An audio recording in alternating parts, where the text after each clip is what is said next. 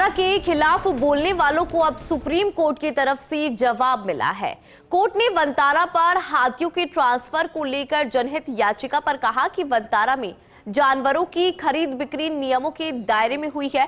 Court ने इसको लेकर एसआईटी का गठन किया था, जिसकी जांच में वो तथ्य भी सामने आए जो वंतारा पर सवाल उठाने वालों को आईना दिखाते हैं। देखते हैं ये रिपोर्ट।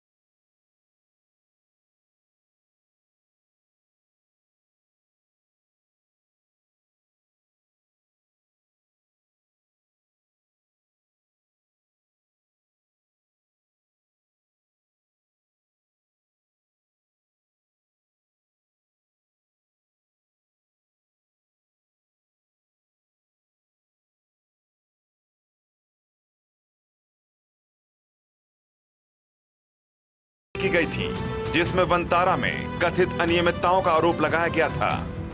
कोर्ट को पहले भी इस मामले में कुछ गलत नहीं मिला था, लेकिन मामला क्योंकि गंभीर था, लिहाजा कोर्ट ने 28 अगस्त को मामले की जांच के लिए एक एसआईटी का गठन किया था।